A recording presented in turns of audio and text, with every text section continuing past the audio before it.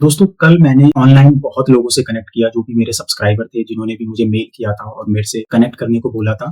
तो सैटरडे और संडे को मैंने उन लोगों से कनेक्ट किया और कनेक्ट करने के बाद मुझे क्या लगा था कि वो लोग मेरे से ज़्यादातर बात स्टॉक मार्केट के बारे में, म्यूचुअल फंड के बारे में, स्टॉक्स के बारे में करेंगे। बट बहुत कम लोगों ने उस चीज़ पे बात करी। ज़्यादातर जो लोगों ने बात की, अब पता नहीं मतलब वो पॉज़िटिव वे में करी या नेगेटिव वे में, बट मैं तो यही मानता हूँ कि उन्होंने पॉज़िटिव वे में करी। बट उन्होंने ये बात करी कि सर आपने 1 करोड़ का पोर्टफोलियो बिल्ड किया तो कैसे किया? मतलब आप अभी 27 के हो, 28 के होने वाले हो, आपकी एजुकेशनल क्वालिफ़िकेशन भी कोई बहुत ज़्यादा नहीं थी, मतलब आप कोई आईआईटी, आईआईएम से नहीं थे, आप कोई बहुत बड़े कॉलेज से नहीं थे और ऐसा नहीं कि आपके पेरेंट्स से आपको बहुत पैसा मिला था, फिर भी आपने 1 करोड़ का पोर्टफोलियो बना लिया, आपकी पहली जॉब लगभग 7-8 हज़ार रुपए की थी। तो सर ये आपने कैसे किया? तो दोस्तों, आज इस वीडियो में मैं आप लोगों को बताऊँगा कि मैंने एक्चुअली में 1 करोड़ का पोर्टफोलियो बिल्ड कैसे किया, मेरी क्या जर्नी थी। तो यहाँ पे मैं एक वर्ड का बार-बार यूज़ करूँगा दोस्तों, that is called leverage.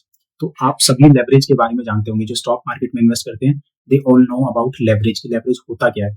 But मैं आपको बताऊँगा कि आप लेवरेज को रियल लाइफ़ में कैसे ला सकते हो और इससे आप अपनी लाइफ़ को कैसे इम्प्रूव कर सकते हो in terms of money, in terms of health and everything.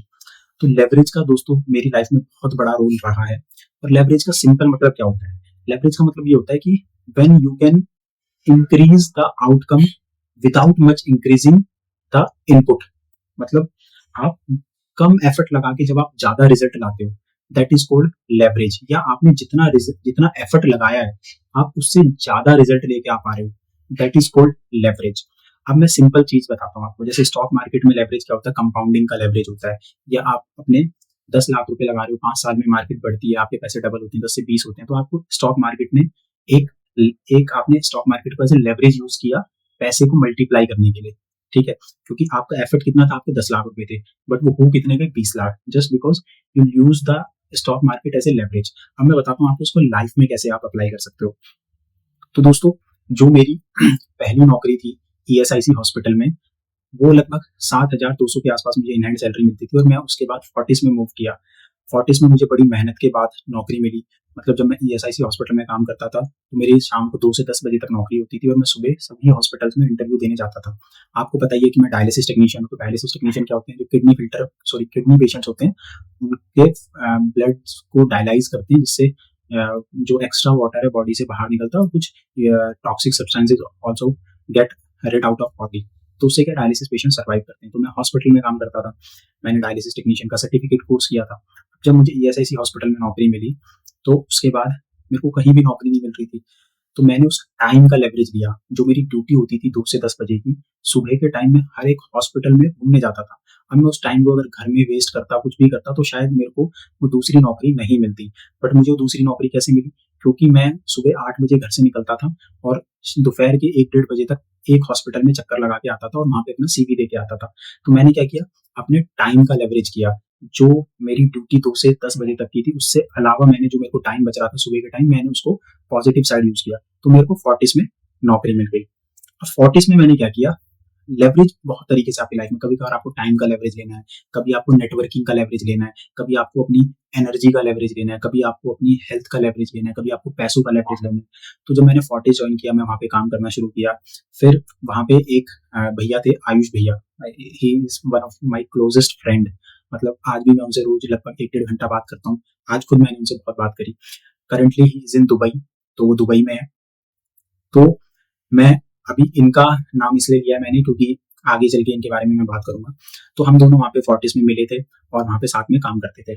थोड़े टाइम बाद क्या हुआ, 1 साल के बाद ये भैया जामिया हमदर्द से ये बीएससी इन डायलिसिस करने चले गए। फिर इन्होंने वहाँ से बीएससी इन डायलिसिस किया और वहाँ से एमबीए किया। तो ऑलरेडी इन्होंने झांसी के हैं ये, और इन्होंने डिप्लोमा किया हुआ था वहाँ से। तो हुआ क्या कि जब ये बीएससी करने चले गए, तो लगभग वो क्या बोलते हैं, जो डायरेक्ट, जैसे अगर आपने डिप्लोमा किया होता है तो आपको सेकंड ईयर में आई थिंक एडमिशन मिल जाता है। तो कुछ उस तरीके से इन्हें इन्हें एडमिशन मिला था जामिया हमदर्द में। तो ही वेंट देयर और फिर मैं भी वहाँ से मणिपाल हॉस्पिटल आ गया था। तो हम दोनों मतलब अलग-अलग हो गए, ये पढ़ने चले गए, मैंने मैंने नौकरी स्विच करके मैं मणिपाल हॉस्पिटल आ गया और मैं वहाँ काम करने लगा। बट हम एक दूसरे से कनेक्ट करते रहते थे फ़ोन पे और खूब बात करते थे। He was also in Delhi, हम कभी-कभार मिलते भी थे। तो क्या हुआ, because he had really good educational qualification, 2 साल का डिप्लोमा था उनका झांसी मेडिकल कॉलेज से, प्लस फिर उन्होंने बीएससी भी कर ली थी, स्पेशलाइज कोर्स भी कर लिया था डायलिसिस के अंदर ही। तो he got opportunity in Fresenius Medical Care. It was a big giant company who used to manufacture dialysis equipment.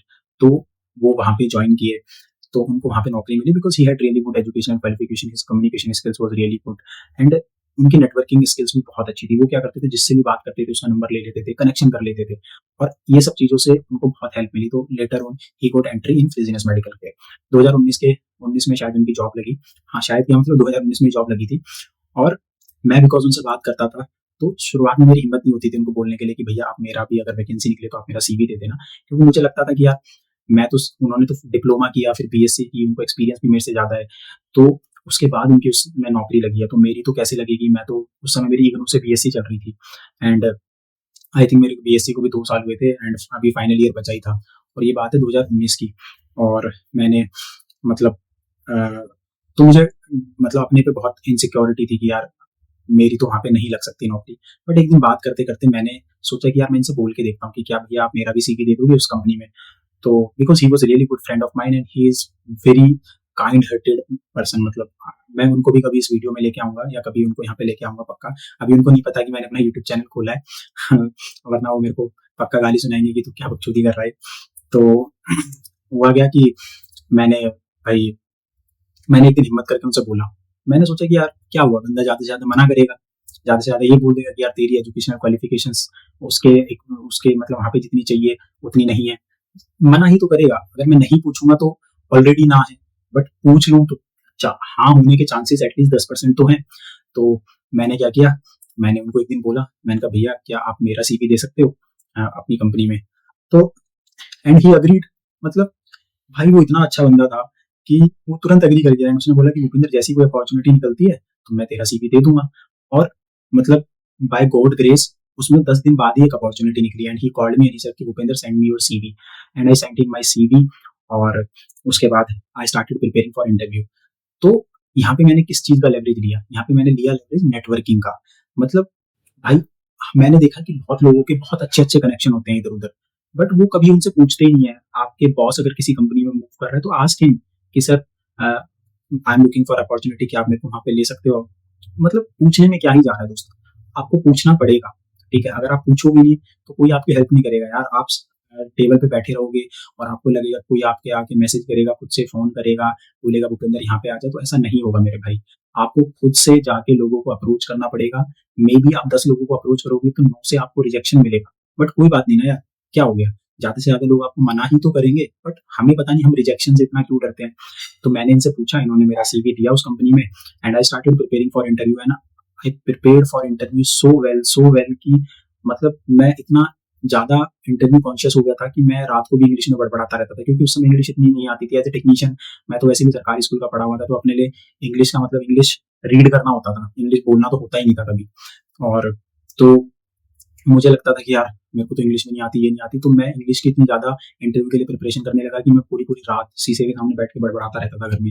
और शीशा भी कौन सा, छोटे वाले शीशे के सामने बैठ के, और अपना फेस देख के उसमें पूरा बड़बड़ाता रहता था। जो पेशेंट्स आते थे डायलिसिस के, और तो उसमें कुछ पढ़े लिखे पेशेंट्स भी थे, जो साउथ इंडियन पेशेंट थे, वो थोड़ा इंग्लिश में बोलते थे, तो मैं उनसे खामा खा जान पूछ के जाके उनके पास खड़ा होता था और उनको मशीन के बारे में कुछ भी उनसे पूछता रहता था, hi sir, how are you, how was your day, फलाना ढिमकाना ऐसे करके।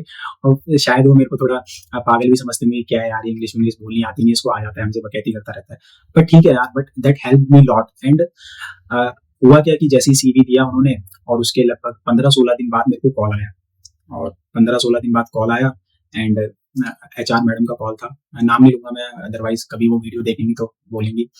एंड वहाँ से कॉल आया, एंड आई मतलब मैंने उनसे इंग्लिश में बात करी, और then she scheduled my interview with my line manager. और वहाँ पे मेरे कम से कम 4-5 राउंड ऑफ इंटरव्यू हुए। मैं वहाँ पे जो इंटरव्यू दे रहा था वो एक पोजीशन हुआ करती थी क्लिनिकल स्पेशलिस्ट की। उसमें क्या होता था, आपको मशीन का डेमो करना होता था हॉस्पिटल्स में जाके, आपको अपने सेल्स वालों को हेल्प करना होता था मशीन सेल करने में।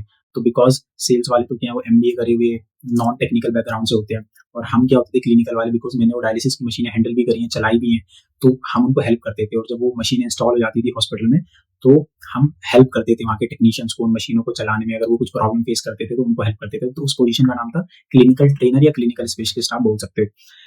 तो भाई फिर उसमें उसमें लग गया। तो दोस्तों मोरल ऑफ द स्टोरी क्या था कि आपको मैंने क्या किया, नेटवर्किंग का लेवरेज लिया। अगर मैं शायद भैया से कभी नहीं बोलता कि आप मेरा सीवी दे दो, तो उनको खुद से भाई कौन मतलब उनको खुद से शायद वो कभी नहीं बोलते मेरे को। उनको भी लगता है कि यार अगर यही नहीं पूछ रहा तो मैं क्यों बोलूँ, because I approached him, I requested him and he also help me. लोग बहुत अच्छे हैं यार, आपकी हेल्प करेंगे।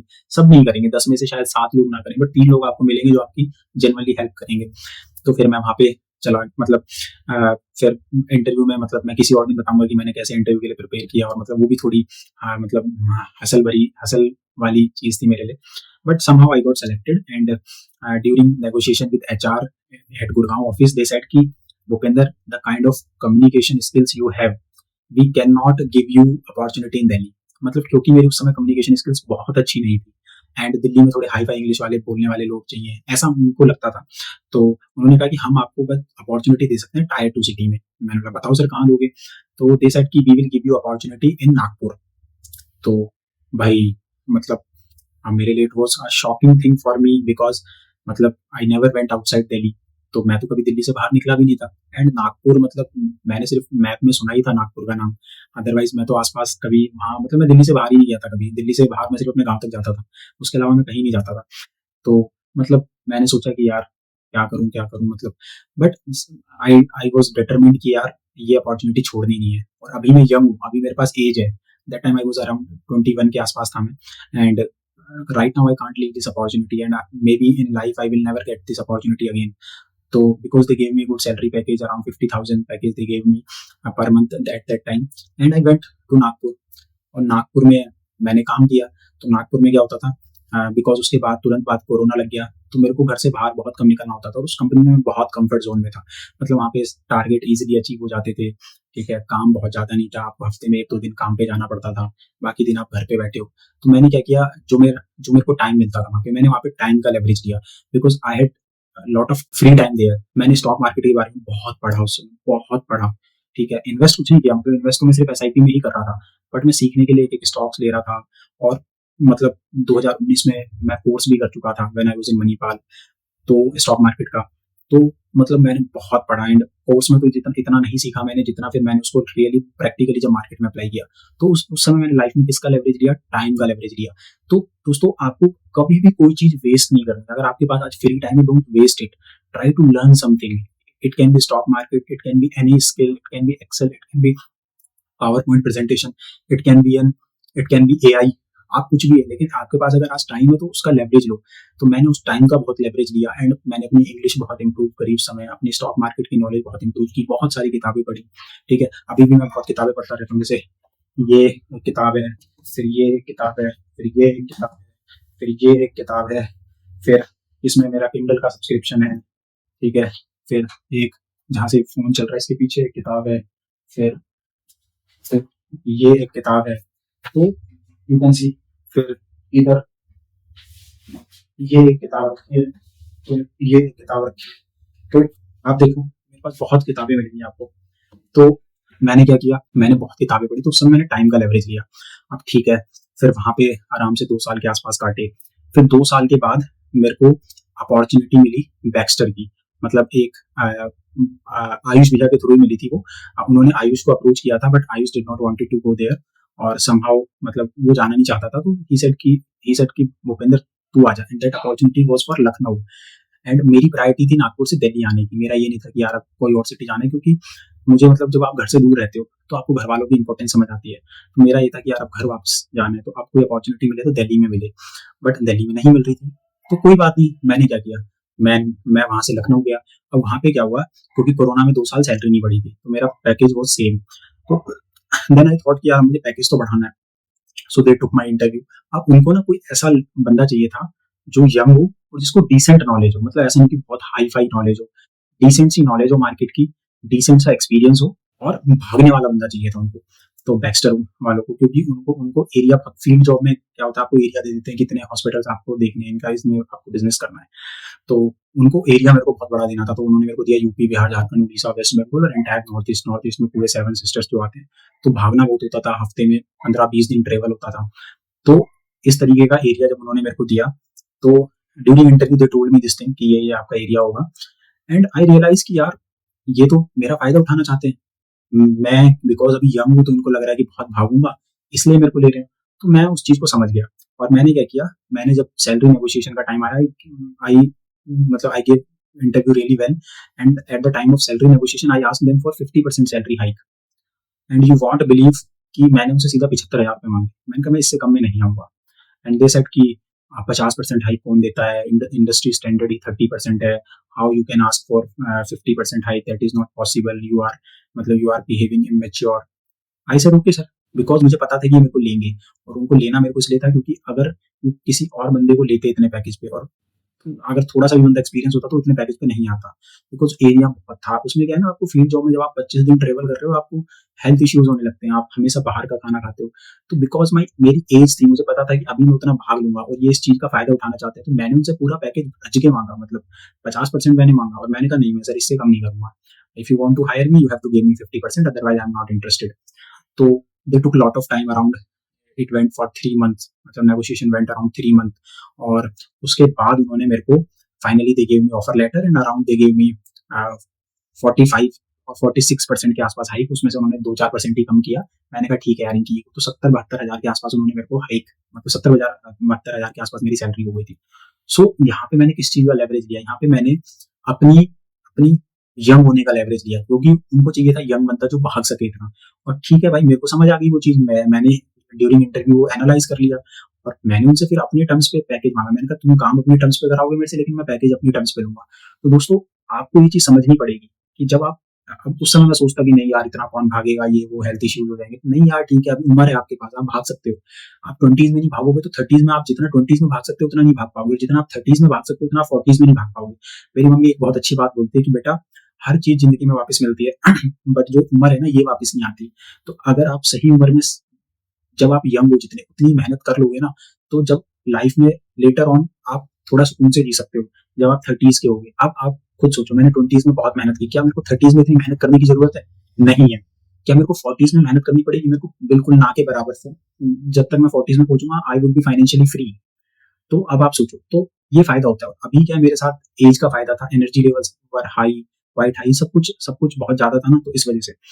तो भाई मैंने बैचलर ज्वाइन की, मैं बहुत भागा दोस्तों, मतलब हर दिन रात को ट्रेन में सोना, कभी लखनऊ से वाराणसी, कभी वाराणसी से रांची, कभी रांची से उड़ीसा, कभी उड़ीसा से वेस्ट बंगाल, कभी सिलीगुड़ी, कभी कोहिमा, कभी इम्फाल, कभी मिजोरम में आइजॉल, मतलब बहुत भागना होता था, कभी भुवनेश्वर, कभी कटक। मतलब मैं भागते ही रहता था ट्रेन में ना, इधर से उधर, इधर से उधर, इधर से उधर, कहीं भी फ्लाइट भी देते थे वो। एंड बैक्स्टर में बहुत लर्निंग्स रही, खाने पीने का अच्छा देते थे, मतलब आप बाहर अच्छा खाना खा सकते हो, आप अच्छे होटल में रुक सकते हो, 5-6 हज़ार तक के होटल में आप रुक सकते थे। आपको मतलब अगर 1,000 किलोमीटर से दूर आप ट्रेवल कर रहे हो तो you can take flight as well. तो जितनी भी सेवन सिस्टर्स की तरफ में जाता था आई यूज टू टेक फ्लाइट्स। तो दैट टाइम आई रियलाइज कि यार, मतलब बिकॉज उस समय मैं यंग था तो इतना भाग पा रहा था, शायद मैं 30s में 40s में उतना नहीं भाग पाता। तो वहां पे मैंने जो भी पैसा कमाया उसको मार्केट में इन्वेस्ट किया, और ज्यादा मार्केट में इन्वेस्ट किया। नागपुर में भी मैंने जो पैसा कमाया उसको मार्केट में इन्वेस्ट किया। क्यों किया? बिकॉज मैं अपने पैसे का लेवरेज लेना चाहता था। मैं चाहता था कि मैं ये पैसा, मैं जैसे अपने लिए मेहनत कर रहा हूँ कोई और भी मेरे लिए मेहनत करे। बट मैं कोई साथ में वर्कर तो कोई रख नहीं सकता था, तो मैंने क्या किया, अपने लिए अपने पैसे को काम पे लगाया और ज्यादा से ज्यादा इन्वेस्ट किया। अब क्या फायदा है दोस्तों, देखो आज मेरे पास 1 करोड़ का पोर्टफोलियो है मेरा, अगले 5 साल में वो डबल होगा। तो वो आप उसको पैसा मत समझो कि वो इतना रुपए, 1 करोड़ वो पैसा नहीं है, वो एक बंदा है 1 करोड़ जो हर साल मेरे को 20 लाख रुपए कमा के देगा। ठीक है, हर 5 साल में मेरा पैसा डबल होगा तो हर साल कितना होगा? 20 लाख रुपए। क्या 20 लाख रुपए मैं अपनी जॉब से नहीं कमा पाऊंगा आज के टाइम में? तो this is the power of leverage, this is the power of investment, ये फायदा होता है। तो मैंने क्या किया, अपनी यंग एज में बहुत ज्यादा, उस समय बैक्स्टर में जितना भी पैसा आता था, मतलब आई यूज्ड टू इन्वेस्ट। उस समय तक तो मेरे को, बिकॉज बैक्स्टर में before Russia Ukraine war I join Baxter 2021 के लास्ट में ज्वाइन करी थी, और 2022 के फेब मंथ में I think Russia Ukraine war started. And because I was making lot of money there, salary भी अच्छी मिल रही थी, plus incentives were also good. तो अच्छा खासा पैसा बन जाता था। And I was investing each and every single penny in stock market. उसका क्या फायदा हुआ कि मेरा पोर्टफोलियो, मेरे पास टाइम नहीं था, टाइम का लेवरेज था क्योंकि मेरी उम्र कम थी। मेरा पोर्टफोलियो को ग्रो होने के लिए बहुत टाइम बाकी था, अभी भी बाकी है, मतलब my portfolio can grow till 80s 90। तो अभी मेरे को आराम से, मेरे पास 1 करोड़ मेरा अगले 50 साल तक कंपाउंड हो सकता है, अगर मैं 78 तक जीता हूँ। 50 साल में सोचो 1 करोड़ मेरा कितना बन चुका हो, आराम से 100 करोड़ तो बन ही जाएगा। तो you can see this the power of time. तो आपको टाइम का लेवरेज लेना है। कोई बंदा अगर 40 में 1 करोड़ इन्वेस्ट करता है और कोई बंदा 1 करोड़ अगर 27-28 की उम्र में इन्वेस्ट करता है, तो बहुत डिफरेंस है उनके उनकी लेवरेज में। उनको टाइम का लेवरेज मिल रहा है, एक को टाइम का लेवरेज मिला है। अब आप देखते हो किसी नेता का बेटा नेता बनता है तो उसको क्या है, उसके अपने पापा की पावर का लेवरेज मिला। किसी के पापा का बिजनेस होता है तो उसका बेटा अगर उसके बिजनेस को आगे बढ़ाता है तो already he got the leverage कि his father had a business and he took his business to the higher levels. So same thing happened with me. उस समय मैंने ज़्यादा से ज़्यादा पैसे को इन्वेस्ट किया मार्केट में ताकि मुझे टाइम का भी लेवरेज मिले प्लस ये मेरा पैसा काम पे लगे। तो बैक्स्टर में ऐसे मैंने काम किया। फिर उसके बाद आई डिसाइडेड कि मेरे को मतलब फिर मैं दिल्ली आया कंपनी में, दैट वाज नेम वाज कोलोप्लास्ट। तो दिल्ली में क्यों आया, क्योंकि मेरे को मतलब एक हॉस्पिटल में था मैं एंड वहाँ पे डॉक्टर की ओपीडी के बाहर हम खड़े थे and we had to meet that doctor. So एक कंपनी के दूसरी कंपनी का बंदा भी वहाँ पे था। तो just he started talking to me कि सर आगे क्या ये, मैंने कहा हाँ सर के पास अभी पेशेंट है, देखते हैं 4-5 पेशेंट है इसके बाद मिलते हैं। मैं उनसे पूछने लगा कि आप कौन सी कंपनी में हो, ये वो ऐसा ही सर कि आप बैक्स्टर में हो, बैक्स्टर तो बहुत बड़ी कंपनी है। मैंने उससे पूछा किसमें हो, कह रहा मैं कोलोप्लास्ट में हूँ। मैंने कहा ओके। मैंने कहा यार आपके यहाँ पे अगर दिल्ली में कोई वैकेंसी हो तो आप बताओ। तो मैंने क्या किया, उससे इमीडिएटली पूछा and I was talking to him very politely, मतलब मैं उससे बात कर रहा था। तो ही सेड कि yes there is one vacancy and I will refer you. तो कौन आपको कहाँ पे हेल्प कर दे आपको पता नहीं, just have to keep asking the people. क्या होता जाता शायद मेरे को मना कर देता या मेरे को ये बोल देता, टहला देता कि नहीं अभी मैं देखता हूँ, अभी तो कोई वैकेंसी नहीं है। ठीक है कोई बात नहीं है, क्या फर्क पड़ेगा आपका, आपकी कोई इज्जत चली गई। पता नहीं हम अपने मन में क्यों इतनी ईगो लेके घूमते हैं कि हमें लगता है कि अगर हम किसी से हेल्प मांग लेंगे या हम किसी से कुछ पूछ लेंगे तो सामने वाला हमारे बारे में क्या सोचेगा। सामने वाला कुछ नहीं सोचता यार। अगर सामने वाला मेरे भाई सोच भी रहा है ना आपके बारे में कुछ, तो उसको सोचने दो। अगर क्या पता आपका काम हो जाए। तो मैंने उससे पूछा, मैंने कहा यार आपके यहाँ दिल्ली में, क्योंकि अल्टीमेटली तो मेरे को दिल्ली में अपने घर पे वापस आना था। मेरी प्रायोरिटी थी कि यार दिल्ली छोड़ के गया था तो दिल्ली वापस आऊंगा। तो although I was happy in Lucknow. तो मैंने क्या किया, मैंने उसने मेरे को रेफर किया एंड पोलो क्लास में मेरा इंटरव्यू हुआ और आई वाज सिलेक्टेड। मैंने क्या किया, मैं पोलो क्लास में आ गया। पोलो क्लास में मेरी सैलरी और बढ़ गई। They give me 30% increment. तो मेरी पोलो क्लास में जो सैलरी थी वो 12 लाख रुपए हो गई थी। मतलब सीटीसी जो मेरे को उन्होंने दिया 12 लाख का दिया, प्लस 1 साल मैंने पोलो क्लास में 1.5 साल काम किया और 1 साल बाद बढ़ के वो 13 लाख का हो गया। तो आप देख सकते हो। और यहाँ से जो भी पैसा आता रहा ना, तो बिकॉज मैं यंग था तो मैं भागता भी बहुत था। ऐसा नहीं कि मैंने किसी जॉब को लाइटली लिया। Although I worked in so many companies for a shorter period of time, किसी में 2 साल किसी में 1.5 साल, but I worked very hard. जब भी मैंने काम किया बहुत मेहनत से किया, मतलब मैंने मजे नहीं लिए। क्योंकि आपको ना, आपको अगर मतलब आप बहुत दिनों तक ना लोगों को पागल नहीं बना सकते। आप देखो, मैं अगर मैं आपको अपनी स्टोरी फेक सुनाऊंगा ना तो मैं आपको 1 दिन 2 दिन पागल बनाऊंगा, लेकिन 1 साल तक पागल नहीं बना पाऊंगा। एक पॉइंट पे आके आप समझ जाओगे कि यार ये चूतिया बना रहा है। ठीक है, तो ऐसे ही होता है। तो जब आप किसी कंपनी को ज्वाइन करते हो तो आपको 2-3 महीने में लोग समझ जाते हैं कि ये यार ये काम करने वाला बंदा है या नहीं है। और इससे क्या है कि फिर आपके नेटवर्क कितने भी अच्छे हों आपकी इमेज खराब होती है। बट अगर आप काम बहुत अच्छा करते हो और आप लोगों से बना के रखते हो तो पीपल विल हेल्प यू। तो I have always done the same. मैं किसी भी कंपनी में ज्वाइन करा तो मैंने काम भी बहुत अच्छा किया। I also made good relationship with the people working around me, and I used to talk to everyone with full of respect. चाहे मेरे से छोटा हो चाहे बड़ा हो, आज भी मैं बहुत प्यार से बात करता हूँ सबसे। And I generally give respect to my elders, to my juniors, my मतलब to my seniors and to my juniors. That is my simple fun in life. तो मैंने क्या किया वहाँ पे, मतलब वहाँ से और जो पैसा आया उसको मैं इन्वेस्ट करता रहा। तो आप दोस्तों देख रहे हो, कभी मैंने नेटवर्क का लेवरेज लिया, कभी मैंने अपनी एज का लेवरेज लिया, कभी मैंने अपने पैसे का लेवरेज लिया, और सबसे ज्यादा जो मैंने लेवरेज लिया वो मैंने लिया स्टॉक मार्केट का। मैंने क्या किया, अपने पैसे को वहाँ पे इन्वेस्ट करके अपने पैसे को बढ़ाया। अगर सोचो मैं मार्केट में पैसा इन्वेस्ट नहीं करता तो आज जो मेरा इन्वेस्टेड मनी है that is around 40-45 lakh and the current value is 1 CR। तो मेरे पास वो सिर्फ 40-45 लाख रुपए ही होता है। अगर मैं उसको एफडी में इन्वेस्ट करता तो जाता 50 लाख हो जाता, 55 लाख हो जाता, बट वो 1 करोड़ कभी नहीं होता। तो साथ में मैंने स्टॉक मार्केट का भी लेवरेज लिया। तो मेरा आपको समझाने का मतलब ये था मेरे भाई कि जिंदगी में लेवरेज बहुत इंपॉर्टेंट है। आप अभी देखो मैं यंग, तो मैंने क्या किया, जल्दी जल्दी कंपनी स्विच किया। उसमें रिस्क क्या होता है, रिस्क होता है कि आप हमेशा अनकंफर्टेबल रहते हो। एक कंपनी में आपने 1 साल बाद आप थोड़ा कंफर्टेबल होना शुरू होते हो, आपको बिजनेस समझ आ जाता है, आपको कंपनी का एनवायरमेंट समझ आ जाता है, वहाँ के कल्चर के हिसाब से ढल जाते हो और फिर आपकी थोड़ी जिंदगी रिलैक्स होती है। बट मैंने क्या किया, मैं हर 2 साल में चेंज कर देता था। Again again and again I was putting my self in uncomfortable situations. But because I was young, मुझे पता है कि अभी इस उम्र में मैं ज्यादा स्ट्रेस मैनेज कर सकता हूँ, मेरी बॉडी ज्यादा स्ट्रेस झेल सकती है। तो ये मैंने क्या किया, अपनी एज का लेवरेज लिया, अपनी एनर्जी का लेवरेज लिया, अपने शरीर का लेवरेज लिया। तो 20s में आपको लेवरेज पे काम करना है। आपको आपको ऐसी कंपनीज, आपको जल्दी से जल्दी जॉब स्विच करनी है। आपको ये नहीं डरना कि यार वहाँ पे तो प्रेशर इतना होगा या साला बॉस खराब मिल गया तो क्या होगा, काम ज्यादा करना पड़ेगा तो क्या हो गया। अभी तो करंटली मैं कंफर्टेबल हूँ यहाँ पे तो मेरी चलती है, कोई मेरे को कुछ बोलता नहीं है। मैं देखता हूँ कि मैंने कल ही एक लड़के से कनेक्ट किया and he was 24 years old and he was working for a CA, मतलब एक चार्टर्ड अकाउंटेंट के पास काम कर रहा था। He was earning around 32,000 per month. मैंने उसको बोला भाई तो अपनी जॉब चेंज करना, तेरे को दूसरी जॉब आराम से 50,000 रुपए की मिल जाएगी। एंड वो कुछ अकाउंटेंट वगैरह था। तो ही सेड कि नहीं सर, यहाँ पे तो आराम से 10 बजे जाता हूँ और 4 साढ़े 4 बजे तक निकल जाता हूँ, मस्त जिंदगी है। मैंने कहा भाई अभी तू मस्ती काटेगा, कल किसी ने तेरे को निकाल दिया, तू 30 का हो चुका होगा, उस समय जब तू अनकंफर्टेबल सिचुएशन में जाएगा तो तू और परेशान होगा, फिर तू वो अनकंफर्टेबिलिटी झेल नहीं पाएगा। अभी तू because you are young, you can bear any kind of problem, you can bear any kind of pressure, you can bear any kind of anxiety. अभी आप झेल सकते हो ना, 30s में, 40s में, 50s में आप थोड़ी झेल पाओगे। 30s में चलो फिर भी झेल लोगे, लेकिन आज जितना झेल सकते हो 30s में उतना नहीं झेल पाओगे, क्योंकि उस समय आपके पास फैमिली की रिस्पॉन्सिबिलिटी होगी, इतना प्रेशर होगा, मिड लाइफ क्राइसिस से आप गुजर रहे हो, बहुत सारी चीजें होंगी।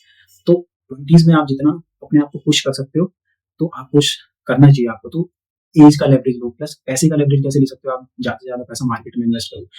20s में आप क्या बाइक से घूम सकते हो, आप कार मत लो, ठीक है। आप पब्लिक ट्रांसपोर्ट में ट्रेवल कर सकते हो, आप खड़े रह सकते हो बहुत देर, क्योंकि आपके पास एज है। बट आप ये सब 30s 40s 50s में नहीं कर पाओगे। लोग सोचते हैं आज मुझे करने, कल किसने देखा, पर जब वो कल आते हैं तो सच में देखा नहीं जाता, फिर वो बहुत बुरा हो जाता है दोस्त। तो इसलिए इसलिए मैंने सोचा कि आपको लेवरेज के बारे में बताऊं। आई होप मैं आपको सही से समझा पाया हूँ। प्लीज अपने डाउट कमेंट्स में लिखो जो भी है। और दोस्तों मतलब लेवरेज बहुत जरूरी है। मार्केट का लेवरेज लो, पैसे से मार्केट का लेवरेज लो, हेल्थ से जॉब का लेवरेज लो, नेटवर्किंग का लेवरेज लो, हर चीज का लेवरेज लो। अगर आपके फादर किसी को जानते हो, अपने पापा को बोलो कि पापा फलाने अंकल से बात करो और मेरी जॉब वहाँ पे लगाओ, ज्यादा से ज्यादा क्या होगा, लोग मना कर देंगे। अगर आपका सीनियर कोई कोई बॉस था जो किसी अच्छी कंपनी में गया, आप उसको अप्रोच करो, लिंक्डइन पे करो, उसका फोन नंबर है तो उसको मैसेज करो, कोई बात नहीं, ज्यादा से ज्यादा मना कर देगा। और अगर आपने उसके साथ अच्छा बिहेवियर रखा होगा, अच्छा काम किया होगा, तो शायद वो आपको बुला ले। तो ऐसे करो। चलिए दोस्तों, मिलते हैं अगली वीडियो में। जय हिंद, जय भारत।